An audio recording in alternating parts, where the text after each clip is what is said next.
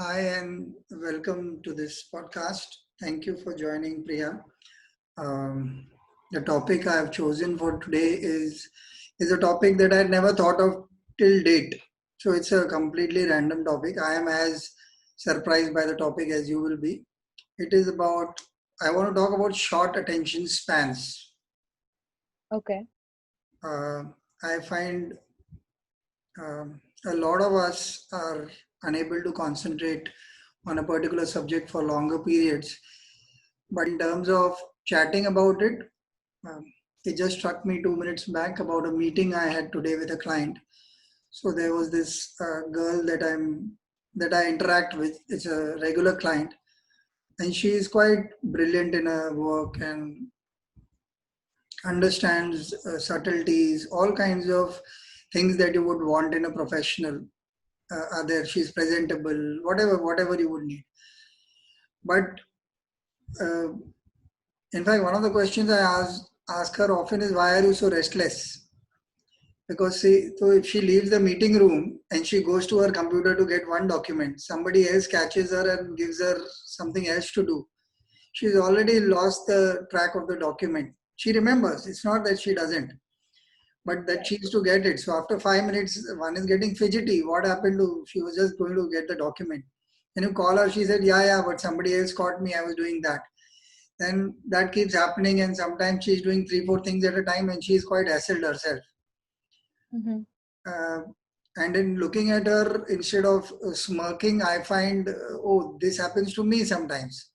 Not as chronically as this, but it happens Mm-hmm. to me as well. And today, when I was thinking of this topic, I was also thinking of my mom, who's now 70 plus. And sometimes I think even she tends to do this. So, what could be a reason for our attention span not lasting for more than a few seconds or a minute or two max? What do you think is the reason? Um, so see, when you say attention span, what I understand from it is that, how focused we are on a particular task and for how long, right? So, for example, let's take the example of your client who Hmm. goes for a document but gets interrupted by others. What I feel is it's not um, short attention span. Um, her it's her nature, that she wants to complete the task, but you could call her a perfectionist. That's what I'm getting at. So there are people who prioritize their own duties over others duties, but there could be people who who want to do all of it and who want to get there and do their own thing as well. So that's how I looked at the example. That's my perspective from what you said.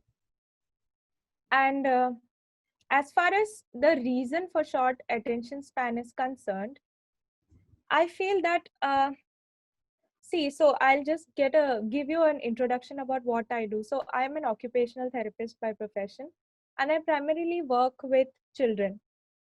So what I have observed in my field is that attention span is something that you develop over a period of time. So you have to nurture it, you have to water it like you would water a plant. So when you're very young, if you've always had short attention span, you're more likely to grow into it. You'll always have that. It's just that it gets in the background and covered by all the other beautiful qualities that you develop, but it's always there. The core always remains.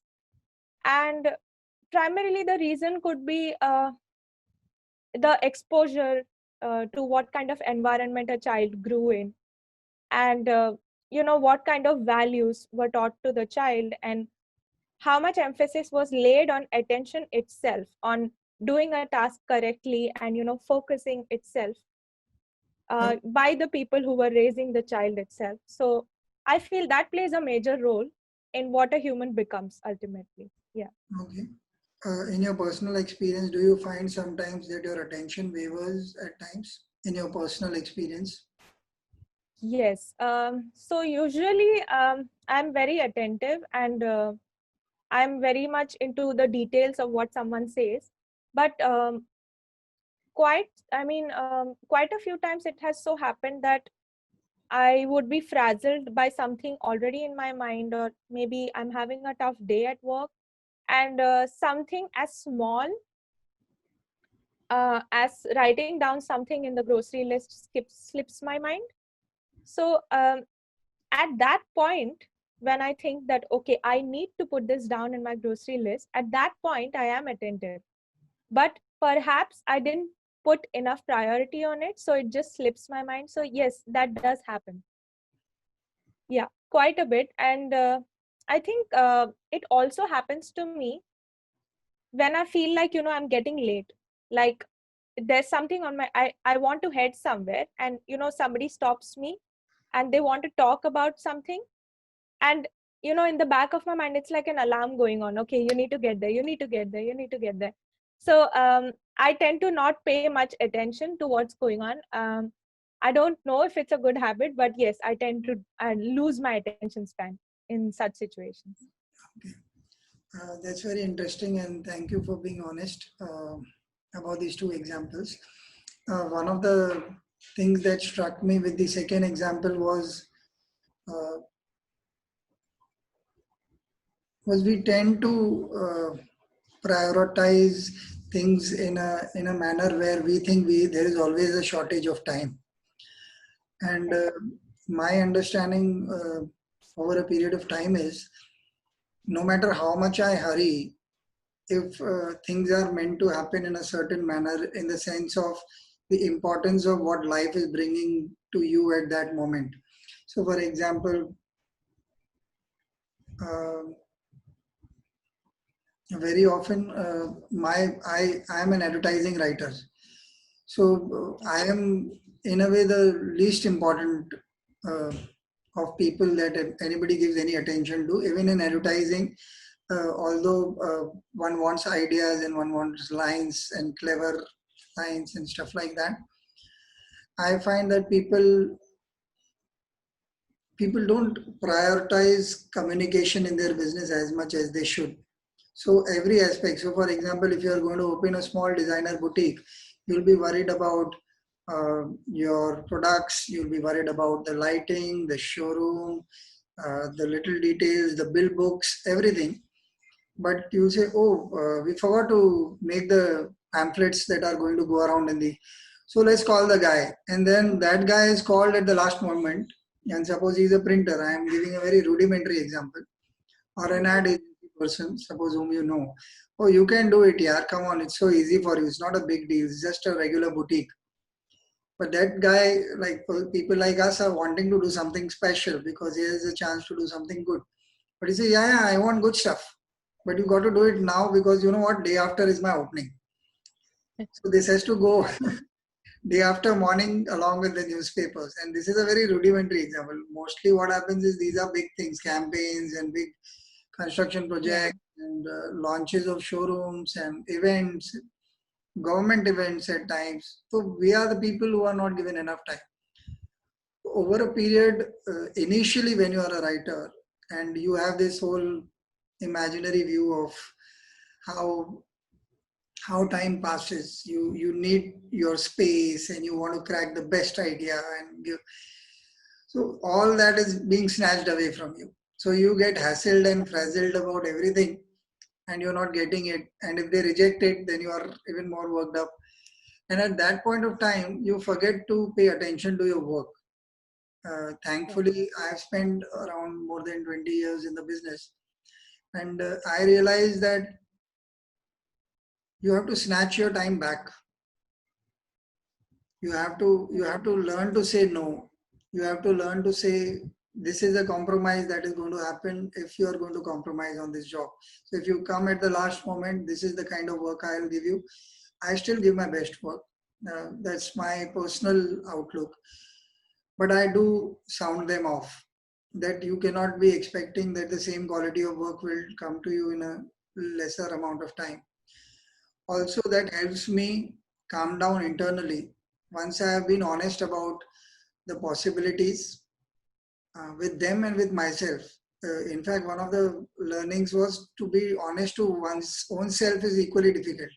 You try and act very super heroic.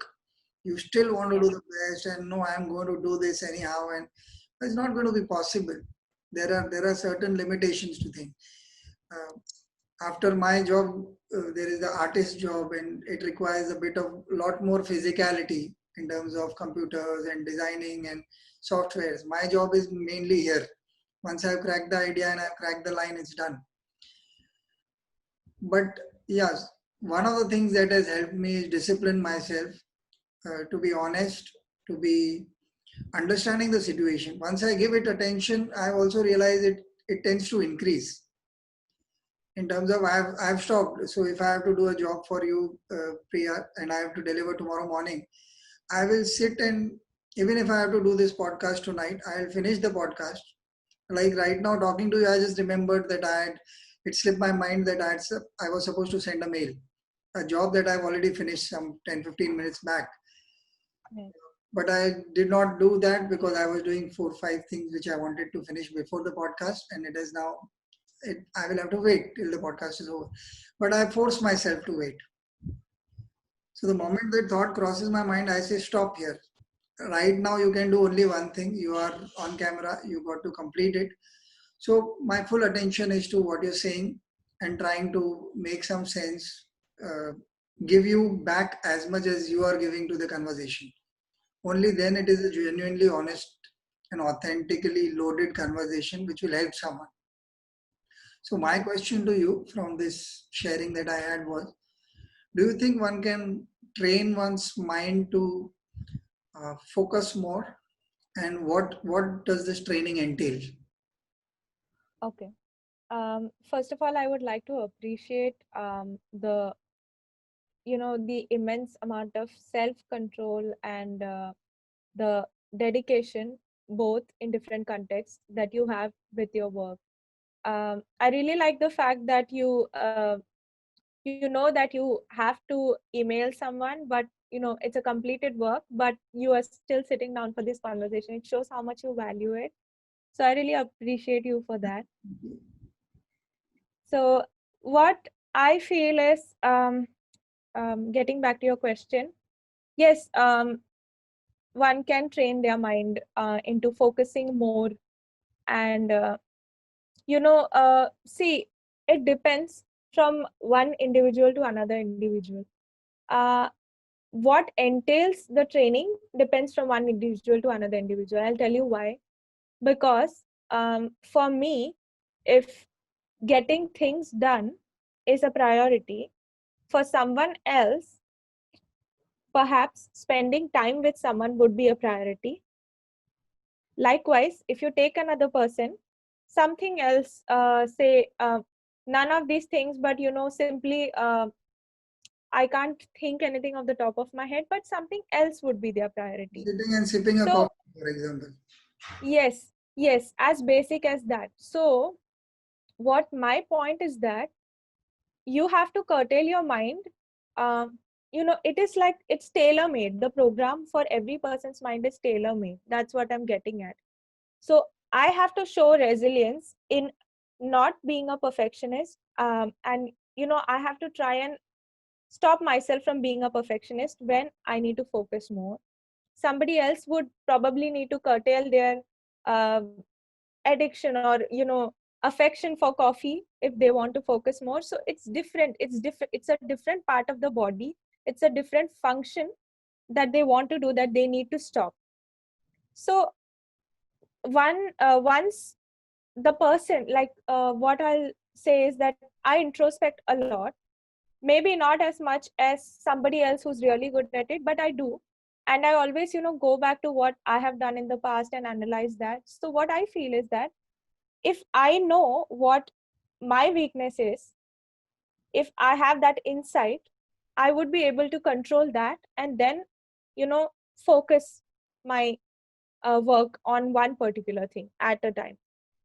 So that's what I feel. Okay. As far as another person is concerned, I think it's basically knowing what your weakness is, and then working on that, eliminating that weakness, that would help you focus.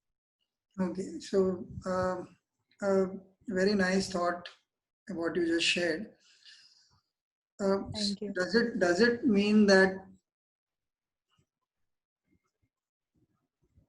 one needs to be genuinely honest with understanding how our actions impact ourselves and others to introspect on this element to find out what is the weakness? Because you actually put it very simply, it's not that simple. So Right. I have a friend who used to smoke before the lockdown, and he used to smoke one cigarette in a day, which he said is not a great deal. uh, I am I am doing this just because it gives me an outlet of sorts, and I don't want to become a saint and all this stuff. And this is fine. It's just one cigarette a day. And I used to tell him, even why even one cigarette for that matter. But it never worked, and I am not very pushy. I was like, yeah, okay. But Right. in the lockdown, something clicked for him, and he just quit. He says that was enough for me, and I just decided. Right. And unfortunately I have not had a detailed chat with him what led to it, because he was very particular about this one cigarette a day or whatever, and he had to hide it from his kids and smoke or some such thing he used to do. Right. So my question to you is, if a my understanding is that a person has to be open to the possibility of being wrong. If that Yes. doesn't happen, a lot of times what happens is that we are so closeted in the thought box that I am right. But then it becomes very difficult to sit and do this kind of self analysis that you mentioned. So if we were